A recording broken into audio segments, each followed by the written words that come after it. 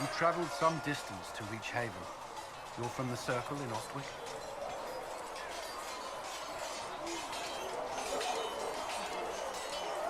I was. It's exciting being away from that life, being somewhere new. Maybe that's selfish, given what's happened. No, it's only fair, I suppose. We are grateful for your assistance.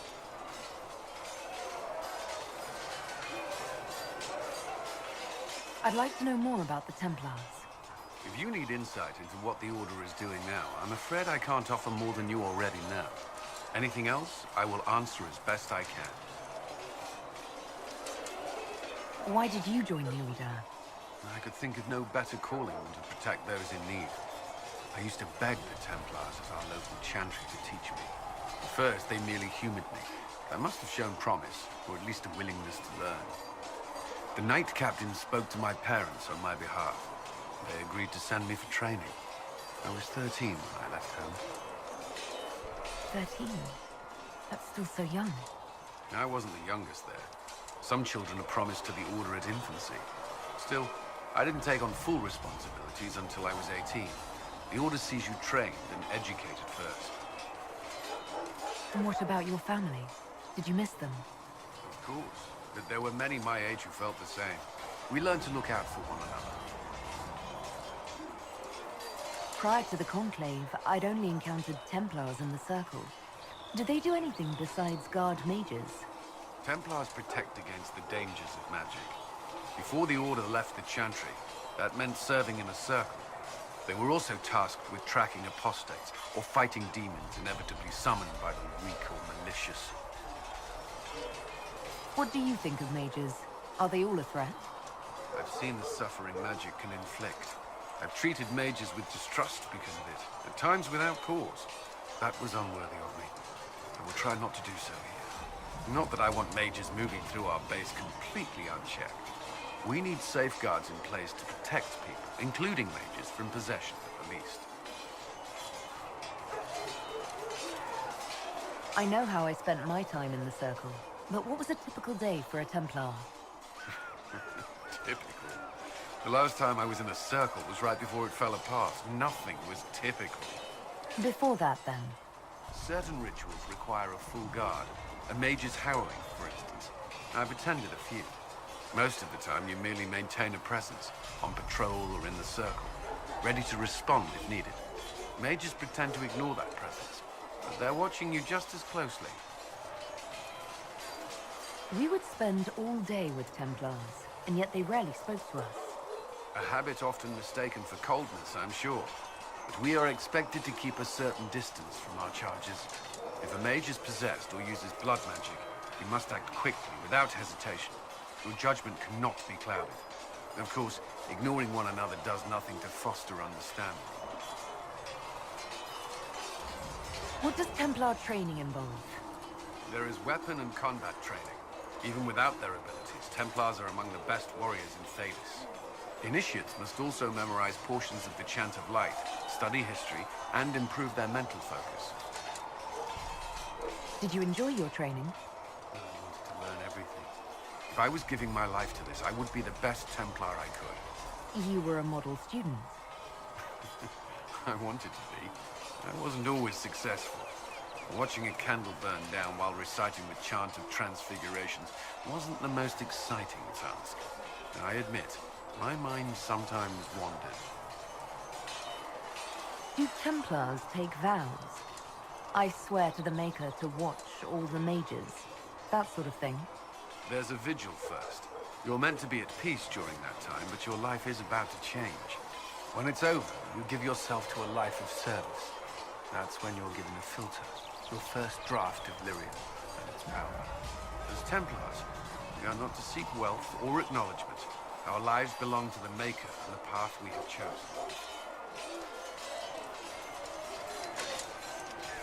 A life of service and sacrifice.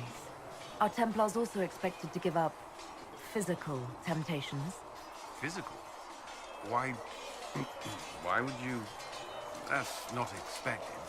Templars can marry, although there are rules around it, and the Order must grant permission. Some may choose to give up more. prove their devotion, but it's not required. Have you? Me? No. I've taken no such vows. Maker's breath. Can we speak of something else? That's all I wanted to know. Thank you. Another time, then. Was there something you needed? I should get to know you better.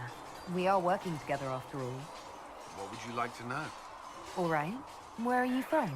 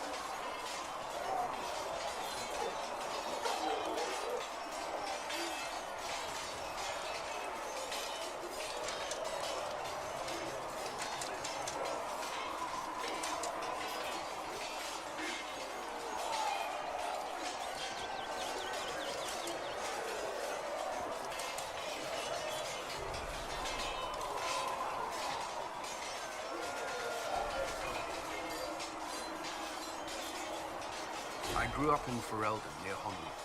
I was transferred to Kirkwall shortly after the Blight. This is the first I've returned in almost 10 years.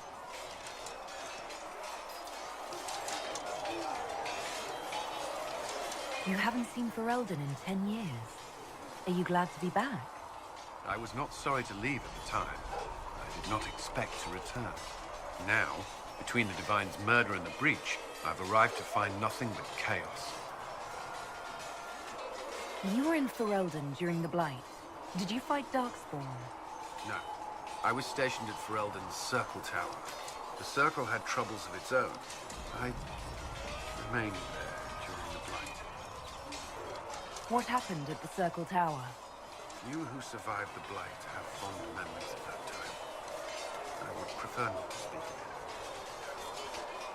What was Kirkwall like? While I was there, Canary occupied and then attacked the city. The Viscount's murder caused political unrest. Relations between mages and Templars fell apart. An apostate blew up the Chantry, and the Knight Commander went mad. Other than that, it was fine. What happened between Kirkwall's mages and Templars? You were at the Conclave. You must have heard people speak of it. Yes, but you were there. There was tension between mages and Templars long before I arrived. Eventually, it reached a breaking point. There was fighting in the streets. Abominations began killing both sides. It was a nightmare. What happened then? The Templars should have restored order, but Red Lyrium had driven Knight Commander Meredith mad. She threatened to kill Kirkwall's champion, turned on her own men. I'm not sure how far she would have gone. Too far. So you opposed her? I stood with the champion against her, in the end. I should have seen through Meredith sooner. Varric's from Kirkwall. Did you two know each other? I knew he was friends with the champion of Kirkwall, but little else. We've spoken more since I joined the Inquisition, largely at Varric's insistence. Apparently, I spend too much time with a serious expression on my face, and it's bad for my health. I'll let you return to your work. I'm sure you have other matters to attend. Was there something you needed? Why would Templars break away from the Chantry? The Order believes the Chantry no longer supports their efforts. Not to the extent they should. But the Templars have served the Chantry for ages. And in that time, they've come to take the Order's services for granted. Templars risk their lives against blood magic, demons, abominations, to feel as if those efforts are dismissed. I may disagree with the Order's actions, and I'm here as proof of that. But I sympathize with their frustrations. What do you think of the people you work with? Who do you mean? What do you think of our ambassador? We have little in common. How she delights in meeting with nobles all day is beyond me. But I enjoy working with her. How do you like working with Leliana? The Inquisition would not exist without her. I may not always agree with her methods, but she's more passionate about our cause than anyone. Cassandra may have declared the Inquisition publicly, but Liliana is just as responsible for its formation. Are you satisfied with the Inquisition's forces? Our numbers are small, but they suit our needs for the time being. Some Templars have joined us instead of following the Order. They've proven invaluable in training new recruits. I should let you get back to work. Yes? Is there anything I should know? Not at present. That's all for now. Another time, then.